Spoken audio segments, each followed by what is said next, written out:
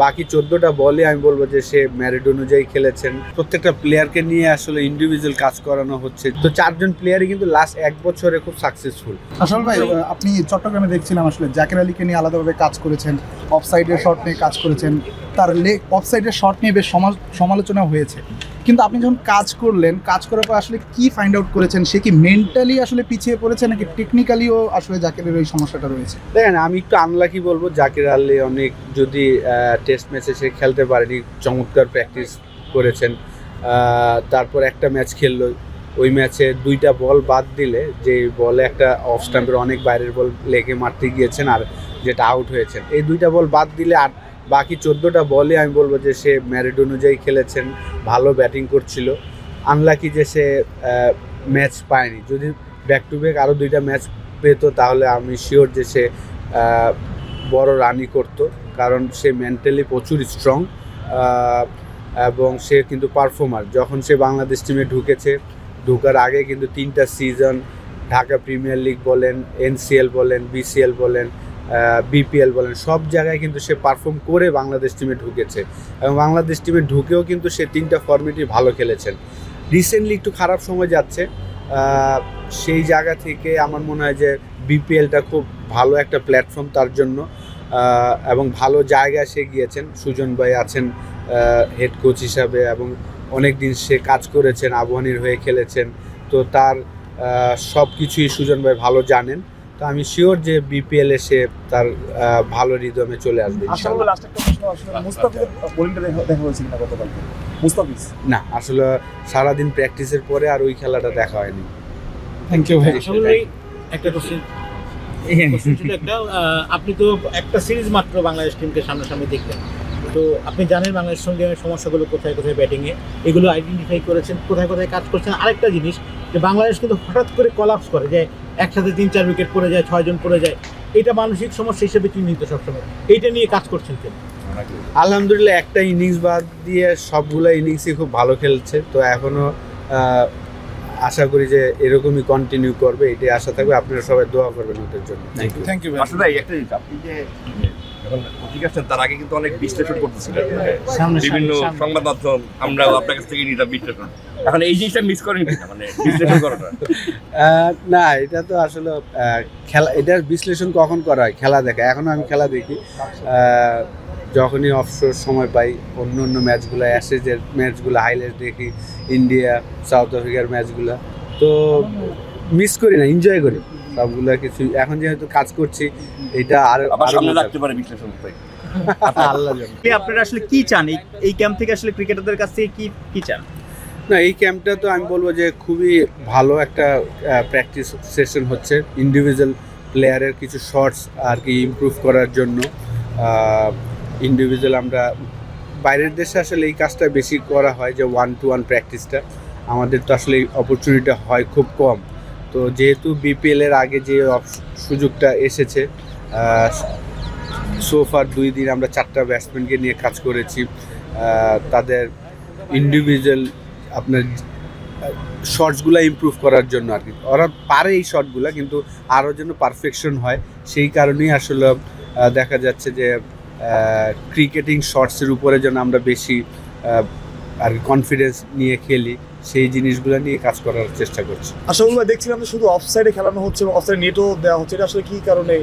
না, শুধু অফসাইডে না, প্রত্যেকটা প্লেয়ারকে নিয়ে আসলে ইন্ডিভিজুয়াল কাজ করানো হচ্ছে, যে বিশেষ করে পারভেজ ইমন এবং তানজিম তামিম, 2 জন টপ অর্ডার ব্যাটসম্যান, তাদেরকে আসলে তারা তো ওভার দ্য টপ খেলতে পারে, তাদের জন্য শুরুতে যেন আমরা ক্রিকেটিং শটস, বলাররা যখন আপনার অফ স্টাম্পের বাইরে বল করবে, সেই বলগুলা পয়েন্ট, কাভার, মিড অফ, যেই গ্যাপগুলো আছে ওই গ্যাপে যেন শুরুতে আপনি যদি লো রিস্ক শট খেলেন তাহলে কিন্তু আপনার জন্য রান করাটা সম্ভব।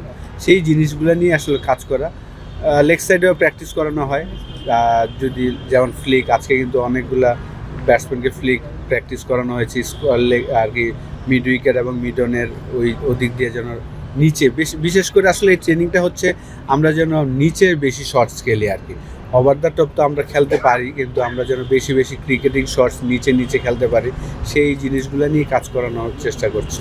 শর্টগুলো কি আপনারা আইডেন্টিফাই করছেন নাকি ওনারাই করছেন প্লেয়ার? হ্যাঁ, হেড কোচ থেকেই আসছেন। প্রত্যেকটা প্লেয়ারকে নিয়ে ইন্ডিভিজুয়াল যে শর্ট প্র্যাকটিসগুলো হচ্ছে হেড কোচের মাথা থেকে এসেছে। আসলে কয়েকদিন আগে আপনি একটা ভিডিও শেয়ার করেছেন যে বলারদের হাত থেকে রিড করার ব্যাপার, স্পিনার স্পেশালি ওই জায়গাটা আমাদের সবসময় একটা ল্যাকিং ছিল।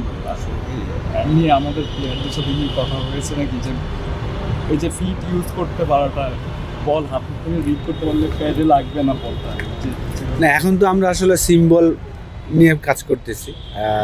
স্পিন ট্রেনিং যখন শুরু হবে হয়তোবা 9 এবং 10 হয়তোবা সেন্টারে, 9 না 10-11 মনে হয় আপনি সেন্টারে যখন স্পিন খেলা হবে তখন হয়তোবা এই বিষয় নিয়ে কোচ আমরা আলাপ করব। তো অবশ্যই আপনি যদি পেস বলেন স্পিন বলেন, আপনি যদি আগে থেকে পিক করতে পারেন যে এইটা এই জায়গায় আসতেছে, এই লেন্থে আসতেছে, তখন আপনার জন্য সহজ হয় খেলাটা। আসলে ভাই সাইফ হাসানকে আপনি দেখেছেন রংপুর রাইডার্সে, এখন দেখছেন আসলে ক্যাম্পেও তিনি আছেন। সাইফকে আসলে আপনি কিভাবে জাজ করবেন এবং সাইফকে নিয়ে আপনার যদি কিছু বলার থাকে সাইফের বিষয়ে? না দেখেন, সাইফ তো আসলে আমরা সবাই জানি যে সে আন্ডার 19-এর ক্যাপ্টেন ছিল, তারপর তাকে সুযোগ দেওয়া হয়েছিল, ওই সময় হয়তো সাকসেসফুল হয়নি, কিন্তু লাস্ট 4 বছর পরে আবার তার এখন সেটেলমেন্ট হয়েছে বাংলাদেশ টিমে। এটার পিছনে ডেফিনেটলি আমি মনে করি যে রংপুর রাইডার্সের একটা বড় অবদান আছে। লাস্ট বিপিএলে বলেন, তারপর লাস্ট জিএসএলে খেলার পরই কিন্তু তার সেটেলমেন্ট হয়েছে, বিশেষ করে টি20তে ভালো করার পরে তাকে এখন ওয়ানডে ক্রিকেটেও সে খেলছেন। তো অনেক ইমপ্রুভ করেছে, প্রচুর হার্ড ওয়ার্কার, তো সে কষ্ট করতে পছন্দ করে। তো আশা করি যে এই সামনের বিপিএলটাও ভালো করবেন।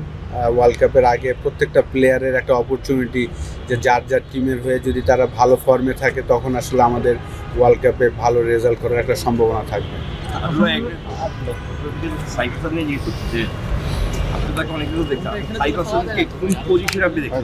ন্যাশনাল টিমে আসার পরে তার পজিশনে বেশ 2-3 বার চেঞ্জ হয়েছে। মানে কি একটা প্লেয়ারকে যখন আমরা সেটেল করতে যাবো তখন কি তাকে একটা নির্দিষ্ট পজিশনে সেটেল করাটা বেটার, নাকি আপনারা মনে করেন যে ও মানে he can change various position, মানে কোনটাকে বেটার মনে হয়?